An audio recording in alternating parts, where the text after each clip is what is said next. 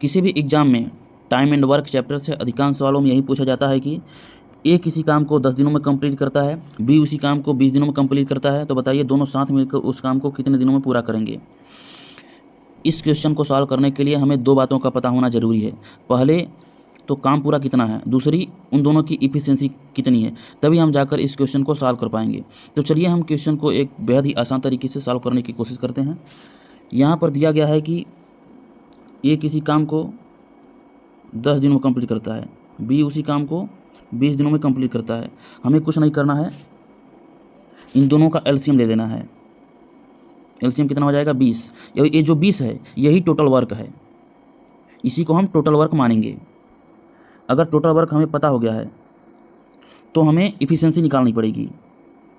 Efficiency, ए की efficiency कितनी हो जाएगी, इस टोटल वर्क में उस पार्टिकुलर व्यक्ति की या पर्सन की टाइम से भाग दे देना है। तो 20 से 10 को डिवाइड करेंगे तो कितना आ जाएगा, 2 आ जाएगा।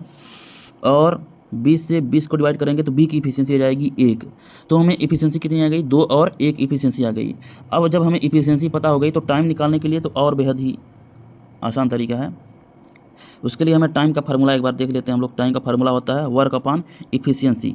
तो दोनों एक साथ का टाइम पूछा गया है, तो दोनों एक साथ का टाइम पूछने के लिए दोनों का टाइम दिया हुआ रहेगा, उसका एलसीएम निकालेंगे, एलसीएम से इफ़िशिएंसी निकालेंगे। अब हमें पता हो गया है, टोटल वर्क भी पता है, इफ़िशिएंसी भी पता है। तो टोटल वर्क कितना है, टोटल वर्क 20 है और इफ़िशिएंसी दोनों की कितनी है, दोनों की 2 और 1 3 है। दोनों की एक साथ पूछा गया है, दोनों की कितनी है 3।